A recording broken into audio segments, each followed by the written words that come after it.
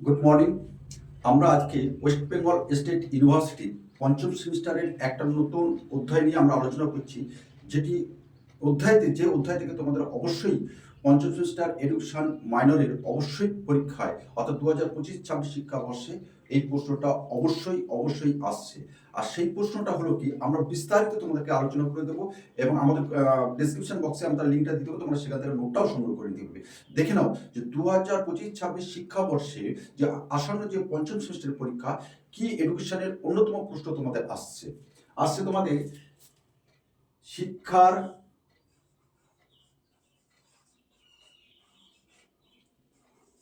অধিকার আইন, অর্থাৎ শিক্ষার অধিকার আইন।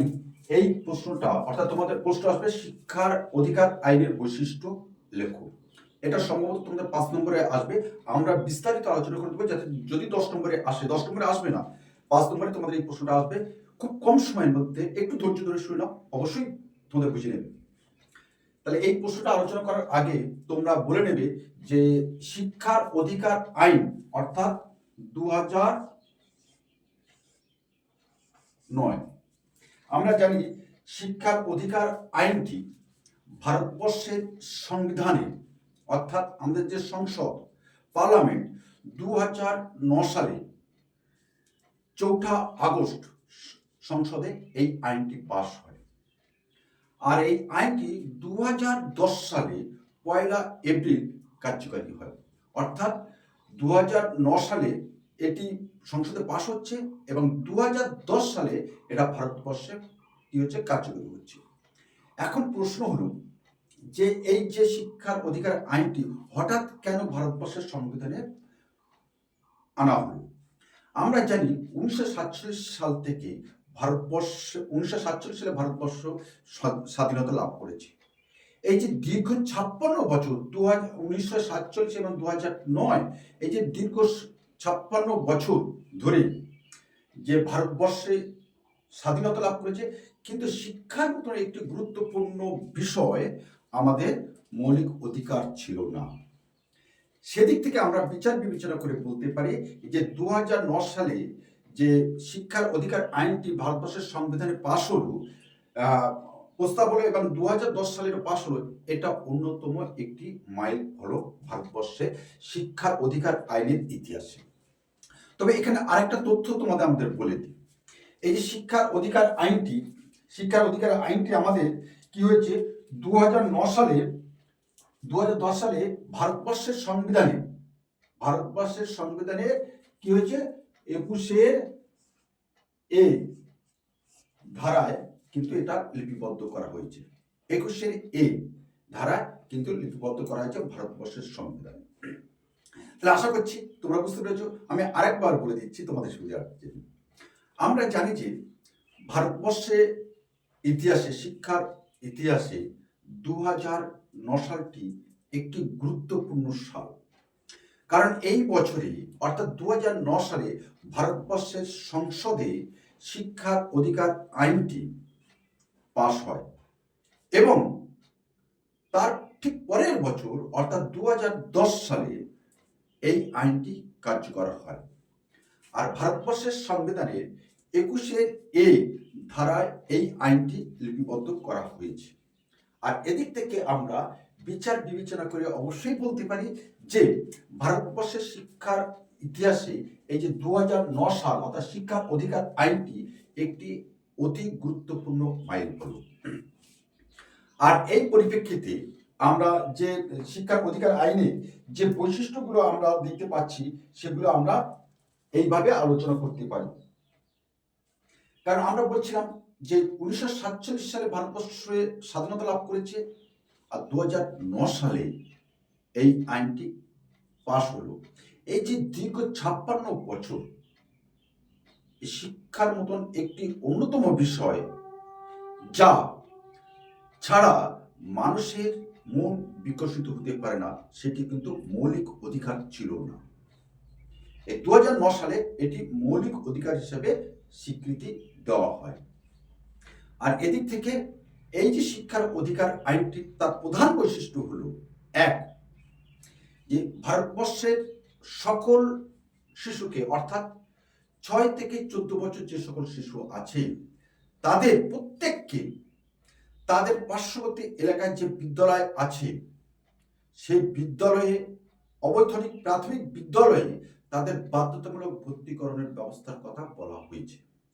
এটি শিক্ষার অধিকার আইন RTE 2009 এর অন্যতম একটি বৈশিষ্ট্য। অর্থাৎ 6 থেকে 14 বছর বয়সের যে সকল শিশু আছে তাদেরকে অবশ্যই বাধ্যতামূলকভাবে প্রাথমিক শিক্ষা যাতে গ্রহণ করতে পারে সেই ব্যবস্থার কথা কিন্তু এই শিক্ষার অধিকার আইনে একটা কথা বলা হয়েছে, অর্থাৎ বাধ্যতামূলক শিক্ষা।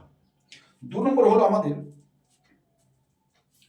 আমরা মাঝে মাঝে একটা কথা বলি যে ফেলো করি মাখো তেল।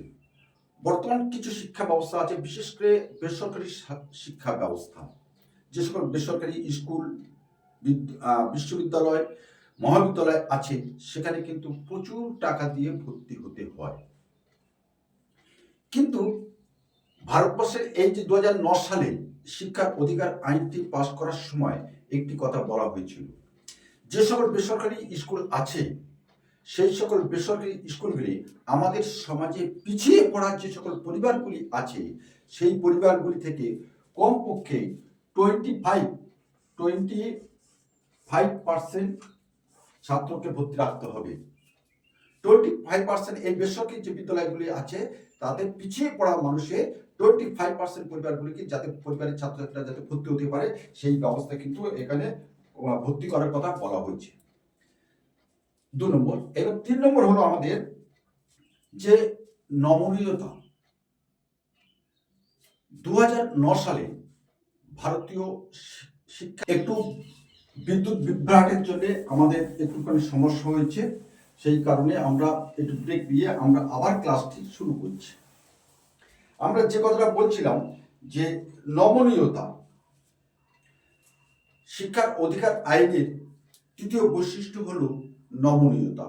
অর্থাৎ এই প্রাথমিক বিদ্যালয়ে 6 থেকে 14 বছর বয়স যারা আছে তাদের ভর্তি করার সময় কোনো রূপভাবে অ্যাডমিশন টেস্ট, যেটাকে আমরা বলি, কখনোই নেওয়া যাবে না। অর্থাৎ এদেরকে 6 থেকে 14 বছর শিশুকে অবশ্যই বাধ্যতামূলকভাবে এই যে অবৈতনিক প্রাথমিক বিদ্যালয় আছে তাদেরকে বিদ্যালয়ে তাদের ভর্তি নিতে হবে, কোনোরূপভাবে অ্যাডমিশন টেস্ট নেওয়া যাবে না। এটা হলো শিক্ষার অধিকার আইনের অন্যতম বৈশিষ্ট্য। তোমরা এই পয়েন্টটা লিখবে, নমনীয়তা। এবার 4 নম্বর পয়েন্টে তোমরা যেটা লিখবে যে শারীরিক এবং মানসিক সুস্থতা। শারীরিক এবং মানসিক সুস্থতা, আমরা জানি ভারতবর্ষের যে আমাদের উচ্চ আদালত অর্থাৎ সুপ্রিম কোর্ট একটি আইনে বলা হয়েছে যে কোনো ছাত্র ছাত্রীকে ফিজিক্যালি এবং মেন্টালি ফিজিক্যালি এবং মেন্টালি টর্চারিং করা যাবে না। কেন করা যাবে না? যদি ফিজিক্যালি এবং মেন্টালি টর্চারিং যদি ছাত্রছাত্রীদের করা হয় তাহলে সেই ছাত্র কিন্তু স্কুল বিমুখ হবে। সেই কারণে বলা হয়েছে যে ছাত্রছাত্রীদের যাদের মানসিক স্বাস্থ্য সঠিক থাকে সেই দিক থেকে বিচার বিবেচনা করে এই কঠোর শাস্তির ব্যবস্থা কিন্তু তুলে দিতে হবে। এটিকে ভারতবর্ষের সংবিধানে অর্থাৎ শিক্ষার অধিকার আইনে 2009 এ কথা কিন্তু বলা হয়েছে। এটা কিন্তু অন্যতম একটা শিক্ষার অধিকার আইনের একটি অন্যতম বৈশিষ্ট্য বলে পরিগণিত হয়েছে। এবং সর্বশেষ আছে আমাদের পরিকাঠামো উন্নয়ন। পরিকাঠামো উন্নয়ন বলতে এখানে যেটা বলা হয়েছে শিক্ষার অধিকার আইনে 2009 যে বিদ্যালয়ে ছাত্রছাত্রী অনুপাতে শিক্ষক থাকবে। অর্থাৎ গোটা ভারতবর্ষের যে সিস্টেম আছে সেই সিস্টেমটা হলো 20:1, অর্থাৎ 20 জন ছাত্রছাত্রীর পিছু একজন শিক্ষক থাকবে।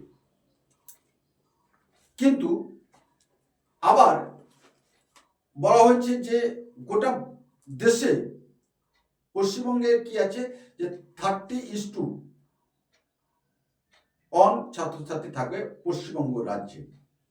কিন্তু একটি সমীক্ষা দেখা গেছে যে অবৈতনিক প্রাথমিক বিদ্যালয়ের ক্ষেত্রে পশ্চিমবঙ্গে 21:1 টিচার আছে, অর্থাৎ 21 জন পিছু একজন শিক্ষক আছে।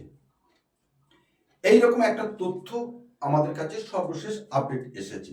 সুতরাং এই শিক্ষার যে আইন 2009 যে বিষয়টি আজকে আমরা তোমাদের কাছে তুলে ধরলাম এই ক্লাসে, অবশ্যই তোমাদের পরীক্ষায় এই প্রশ্নটি আসছে এবং আমরা আশা করি যে তোমাদের মনের মতো করে আমরা গুছিয়ে দিতে পেরেছি। আর যদি গুছিয়ে দিতে পারি তাহলে অবশ্যই তোমরা বন্ধুদের মধ্যে এই ক্লাসটিকে তোমরা একটু শেয়ার করে দেবে। তাহলে আমাদের যে প্রচেষ্টা, ক্ষুদ্র প্রচেষ্টা, তাহলে অবশ্যই সাকসেসফুল হবে বলে আশা রাখি। তো আজকে আমরা এখানে রাখছি, আবার অন্য সময় নিশ্চয়ই একটা এইরকম গুরুত্বপূর্ণ 2025 26 শিক্ষাবর্ষে তোমাদের ওয়েস্ট বেঙ্গল স্টেট ইউনিভার্সিটিতে পরীক্ষায় আসতে পারে সেই প্রশ্ন নিয়ে আমরা আবার ক্লাসে আসবো। ধন্যবাদ।